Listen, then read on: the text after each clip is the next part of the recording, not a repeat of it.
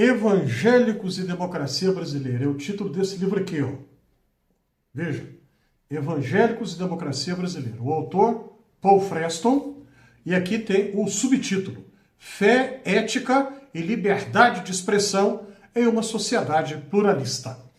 O livro trata, então, basicamente de 3 temas, todos muito importantes. Primeiro, o tema da democracia. Esse tema é importante e necessário para a nossa vida em comum, essa vida em sociedade.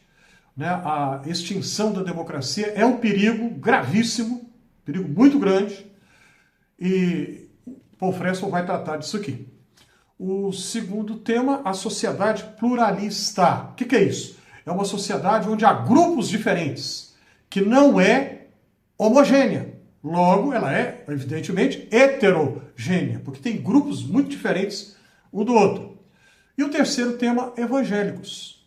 O Brasil tem uma das maiores populações evangélicas do planeta Terra.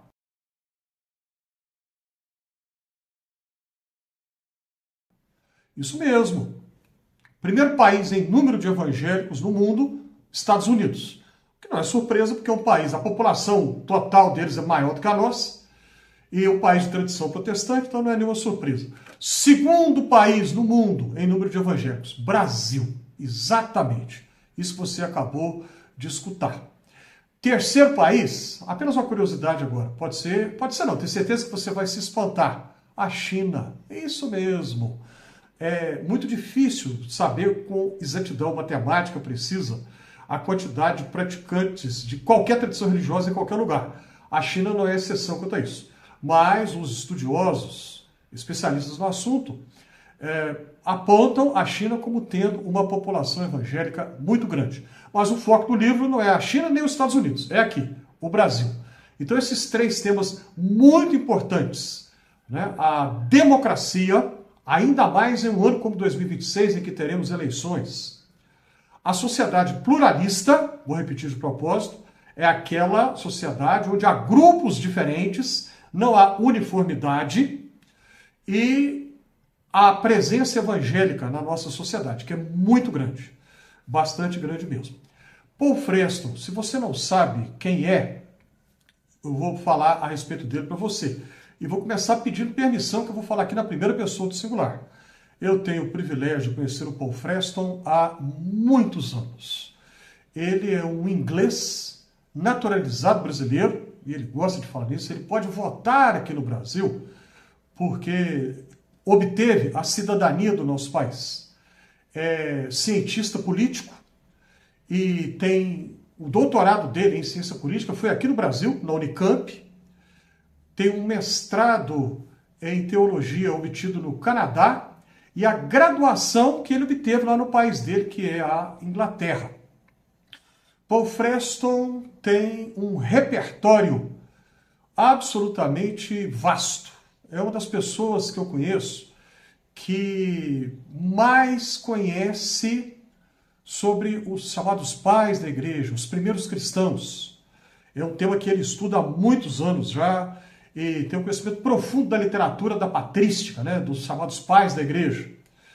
Ele conhece muito, óbvio, claro, de ciência política e de sociologia, 2 temas que ele domina também, e como tem formação em teologia, ele também conhece muito da história da igreja em geral e da Bíblia, né, do ensino bíblico. É uma combinação rara, que não é todo mundo que a gente conhece que tem, né, uma expertise, quer dizer, um domínio nestes saberes todos. E ele também tem uma facilidade muito grande para lidar com teorias e para expor essas teorias.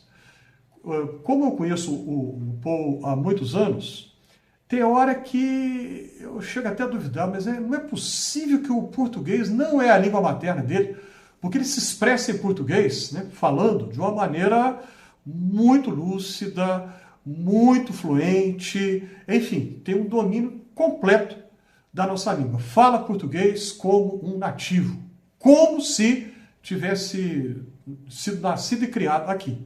Mas não é o caso, que é impressionante realmente. Muito bem. Nesse livro aqui, que eu quero recomendar a leitura, publicado pela editora Ultimato, agora em 2026, e eu não estou ganhando nem um centavo para falar isso que eu acabei de falar aqui agora. Tá? Não estou sendo recompensado, não vou monetizar em cima disso. Eu estou recomendando porque vale a pena mesmo. O livro é uma coletânea de um só autor. O que significa isso? São textos que o Paul Freston publicou em momentos diferentes e foram todos reunidos, ajuntados nesse livro aqui. Né? E às vezes a leitura poderá soar repetitiva porque como são os capítulos, são todos muito pequenos, muito rápidos, uma leitura assim que você faz em pouquíssimo tempo, e foram publicados em momentos diferentes, então às vezes algo que apareceu no artigo, apareceu em outro publicado meses depois, aí quando tudo é ajuntado, você está lendo a sequência, pode parecer que é repetitivo. Mas essa repetição é boa também, ela é positiva, não se trata de uma crítica que eu fiz aqui agora. Não. Porque a repetição também tem o seu lugar no processo de aprendizagem. E o Paul Freston vai tratar desses temas todos que eu mencionei aqui, vai falar da importância que os evangélicos têm como defensores da democracia, pelo menos deveriam ser. A gente sabe, lamentavelmente, que muitos evangélicos foram e até hoje são atraídos pelo canto da sereia, a ilusão que a democracia é algo que não é bom. Então vamos acabar com a democracia e implantar aqui um regime único, sem um sistema de pesos e contrapesos que a democracia tem, acabar com o poder judiciário, acabar com o Congresso, com tudo e dar todo o poder nas mãos de um homem só. É uma tentação que assombrou muitos evangélicos na última eleição e a gente sabe, infelizmente, que muitos ainda hoje desejam algo semelhante. Biblicamente, nós humanos somos criaturas falhas, pecadoras, falíveis. Portanto, é extremamente perigoso dar todo o poder nas mãos de uma pessoa só. Ninguém pode ter todo o poder nas mãos. Ninguém, absolutamente ninguém. A literatura, seja da cultura pop, muitas histórias em quadrinhos, né, de Marvel, de DC, e a literatura chamada canônica também, a alta literatura, está cheia de exemplos disso. E a história nos mostra que nenhum homem, nenhum significa nenhum mesmo. Não há exceção para essa regra. Ninguém pode ter todo o poder nas mãos, sem prestar contas a ninguém, sem estar submisso a outros poderes. Isso simplesmente não pode acontecer. A tirania, a democracia, são péssimas, porque aí a pessoa pode se dar o luxo, se quiser, vou mandar matar aquele ali, porque não pensa como os meus partidários pensam. Aquele ali me critica, então eu vou mandar matá-lo. Vou torturar aquele ali, eu quero que ele sofra, então vou mandar que a polícia vá lá e o prenda e que ele seja torturado.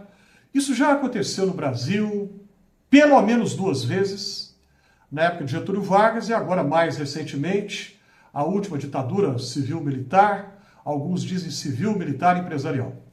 E eu repito, tem gente que quer que isso volte, mas os cristãos devem desejar a democracia.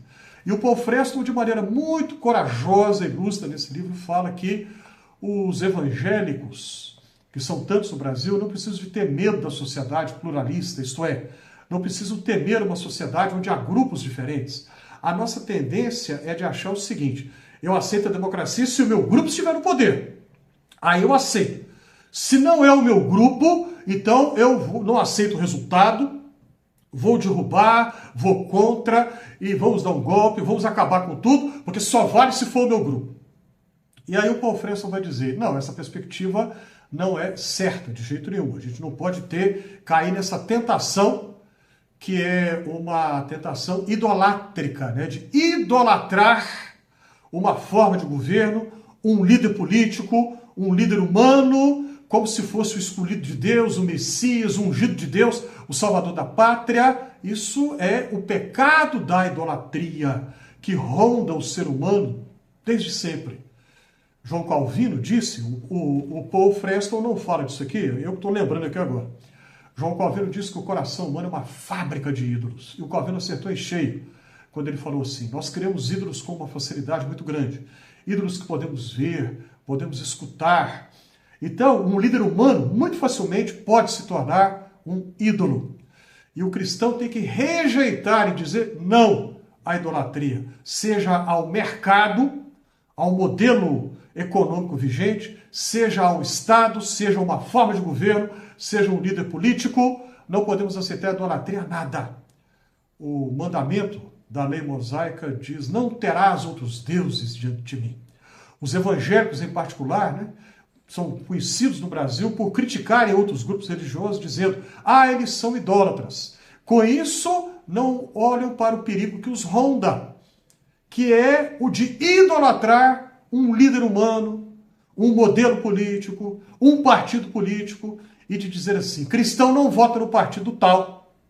E aí, de novo, vem a lucidez e a coragem do Paul Freston, quando ele fala: o cristão pode votar em qualquer partido, votar no partido que quiser. Nenhum partido é perfeito, nenhum partido deve ser divinizado, né? O outro extremo, nenhum partido é isento de erros. Nós, sabendo disso, vamos votar com sabedoria, seja qual for a sua posição política, que tenhamos inteligência na hora de fazer as nossas escolhas, sem se deixar guiar por mentiras, por fake news, por desinformação, por notícias falsas que, infelizmente, a internet divulga com tanta facilidade.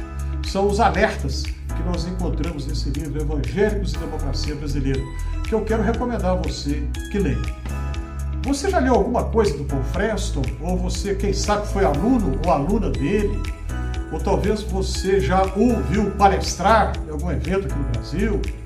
Enfim, coloque aí nos comentários. Vai ser bom, vou gostar de saber disso. Inscreva-se no Fé Café. Se você já se inscreveu, muito obrigado. Compartilhe esse conteúdo se você acha que o que eu falei aqui hoje faz algum sentido. Tamo junto. Deus abençoe sua vida e a sua família.